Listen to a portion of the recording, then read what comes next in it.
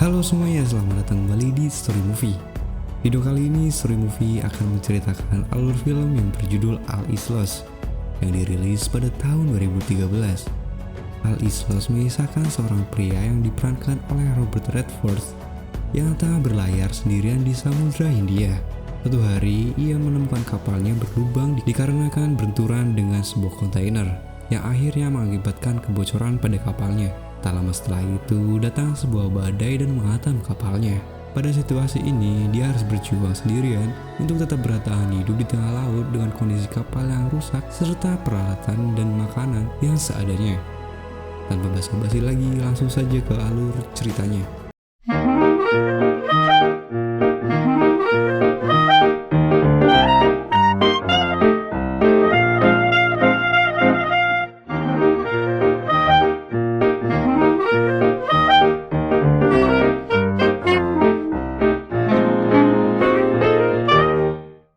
Film dibuka dengan adegan seorang pria paruh baya yang terbangun dari kapalnya karena merasakan ada air yang masuk ke dalam kapal pribadinya. Dan setelah diperiksa, ternyata dinding kapalnya memiliki kebocoran karena menabrak sebuah kontainer yang terapung di tengah lautan. Entah apa penyebabnya, kontainer tersebut sudah terapung dan menempel di dinding kapalnya, sehingga secara perlahan-lahan air masuk ke dalam. Diketahui, pria itu adalah seorang pelaut yang berlayar sejauh 1.700 mil atau 918 km dari daratan Sumatera di perairan Samudra Hindia.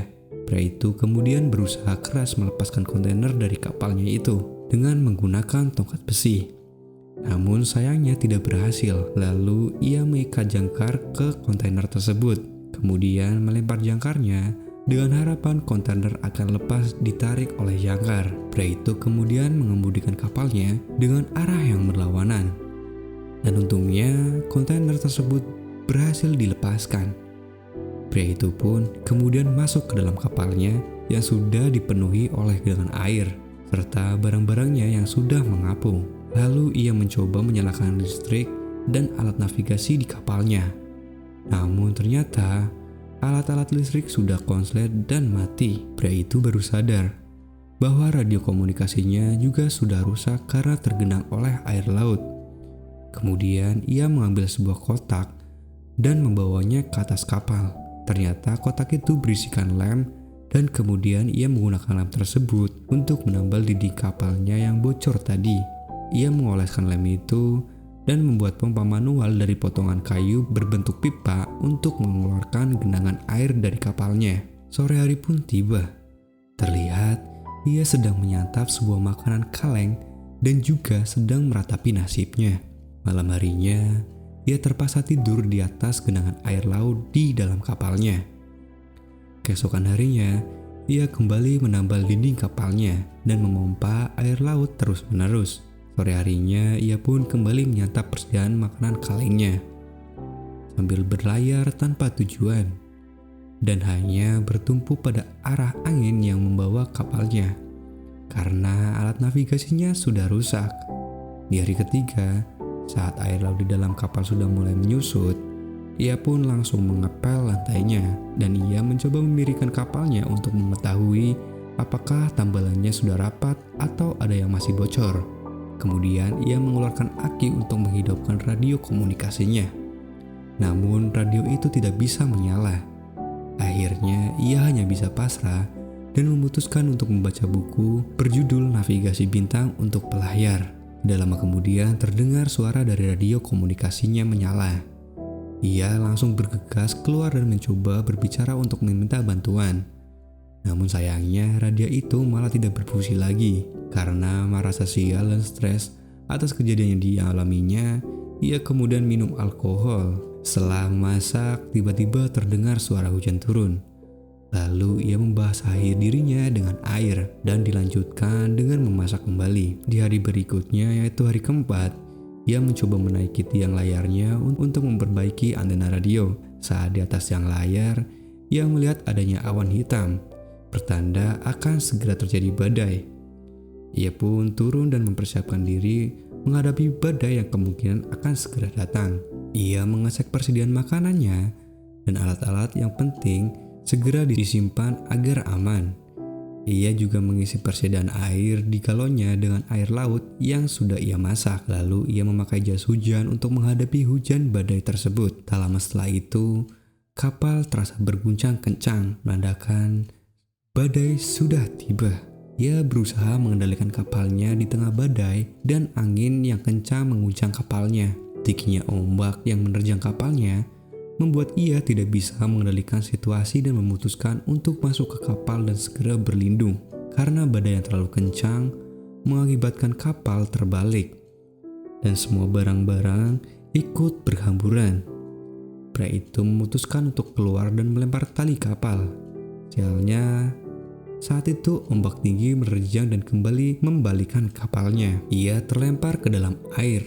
Untungnya ia sempat berpegangan besi kapal. Akhirnya kapal pun kembali ke posisi normal. Ia terkejut melihat layarnya patah terkena terjangan ombak tadi. Ombak itu juga telah memporak-porandakan seluruh kapalnya. Dalam situasi yang sangat kacau itu, ia kembali masuk ke dalam kapal. Kini ia hanya duduk pasrah dengan keadaan frustasi dan stres. Ia tidak tahu lagi apa yang harus ia lakukan. Keadaan semakin memburuk. Lubang yang ditambalnya tadi ternyata kembali bocor dan kemungkinannya kapal akan segera tenggelam. Sialnya lagi, saat ia ingin berdiri, ia malah terpelosok sampai pingsan. Saat ia terbangun, air sudah semakin tinggi dan memenuhi seisi kapal. Ia pun lalu mengeluarkan perahu karet untuk menyelamatkan diri.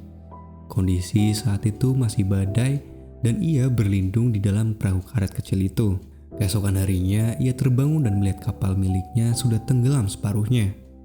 Kemudian, ia menarik tali yang sebelumnya sudah ia kaitkan ke kapal dan mendekat ke kapal tersebut. Lalu, ia masuk mengecek keadaan kapalnya. Di dalam kapal, air sudah mengisi seluruh bagian kapal dan tingginya pun sudah hampir sedada. Kemudian, ia mencari bahan makanan dan peralatan yang bisa ia gunakan, lalu membawanya ke perahu karet. Setelah sudah menjauh dari kapal, ia teringat kalau ada sesuatu yang tertinggal di kapal. Ia bergegas kembali ke kapal dan mengambilnya. Lalu mengambil sebuah kardus dan juga mengobati luka di dahinya menggunakan alkohol. Kapal semakin tenggelam. Mau tidak mau, ia harus segera keluar dari sana dan kembali ke perahu karetnya. Dari perahu karetnya, ia melihat kapalnya perlahan tenggelam. Ia hanya bisa diam sambil memikirkan nasibnya. Ia kemudian membuka kardus yang diambilnya tadi, yang ternyata berisi alat navigasi bintang dan sebuah peta. Ia juga mengisi energi dengan makan terlebih dahulu, kemudian mulai mempelajari cara kerja navigasi bintang tersebut. Selanjutnya terlihat ia yang baru saja terbangun dari tidurnya. Sungguh malang nasibnya. Perahu karet yang ia naiki mengalami kebocoran halus yang menyebabkan air masuk. Ia lalu memanfaatkan kaleng bekas makanannya untuk mengeluarkan air dari kapalnya. Saat sedang berkaca, lagi-lagi awan hitam terlihat kembali muncul. Dan itu pertanda dia akan kembali menghadapi badai. Dan benar saja badai itu pun datang. Ia lalu berlindung di perahu karetnya. Dia menutup rapat-rapat perahu karetnya dan terombang-ambing hingga terbalik karena gelombang yang sangat besar. Karena terbalik dan dipenuhi air, ia mencoba keluar dan membalikkan perahunya ke dalam posisi normal. Ia bertahan di tengah samudra yang luas sendirian tanpa adanya tanda-tanda terlihatnya daratan. Di hari ke-6, ia mencoba membawa perahu karetnya. Ia juga menandai perkiraan lokasi saat ini di peta berdasarkan navigasi bintang. Lalu makan siang untuk mengisi energinya lagi. Tapi dia sadar, persediaan makanannya sudah mulai habis, hanya tersisa 2 sachet makanan untuk 2 hari lagi. Dengan cadangan minum hanya 1 buah galon, yang mana berisi air laut yang rasanya tidak enak. Ia pun tambah frustasi dengan kesialannya dan kemalangan yang dialami. Karena dia berpikir tidak ada harapan lagi untuk dia selamat di tengah samudra yang luas, Ia berpikir selama ini ia berjuang bertahan hidup hanya untuk menunggu detik-detik kematiannya yang bagaikan sudah di depan mata. Saat itu ia berdiam diri. Ia sadar akan suatu hal. Ia pun langsung melubangi 1 galon yang ia punya serta mengambil plastik dan kaleng bekas. Kemudian ia mengambil air laut dengan galon, lalu membungkusnya dengan plastik dan memantulkan sinar matahari dengan kaleng. Ia berniat agar air laut itu panas dan matang dengan sinar matahari. Lalu dia membuat pancing dengan peralatan yang ada untuk menangkap ikan. Tidak lama setelah itu terlihat sebuah kapal dari kejauhan, dan ia pun menyalakan flare yang ia bawa agar orang di dalam kapal besar itu mengetahui keberadaannya. Sayangnya kapal itu hanya kapal barang dan lewat begitu saja. Ia sangat putus asa melihat satu-satunya harapan berlalu begitu saja. Ia yang sudah pasrah dengan nasibnya, tiba-tiba benang pancing miliknya bergerak. Sayangnya ikan hasil pancingannya malah disambari oleh hiu. Malam harinya saat ia tidur, ia terbangun dan melihat kapal besar lewat di hadapannya. Kemudian ia menyalakan kembali flare yang ia miliki tinggal satu-satunya. Namun kapal besar itu lagi-lagi tidak menyadari keberadaannya. Kali ini ia sudah benar-benar merasa putus asa dan tidak memiliki harapan hidup lagi. Pagi harinya ia terbangun dalam keadaan yang sangat lemas. Ia bertahan hidup hanya dengan air laut yang ia jemur.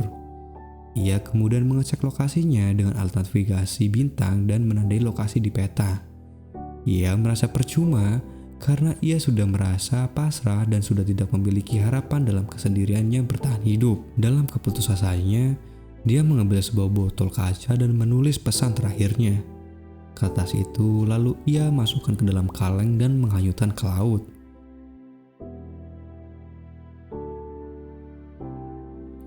Di malam harinya, dia terbangun dari tidurnya dan melihat suatu cahaya dari kejauhan.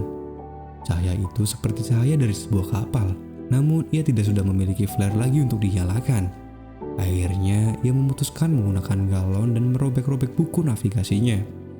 Ia mengambil korek api dan membakar kertas di dalam galon tersebut.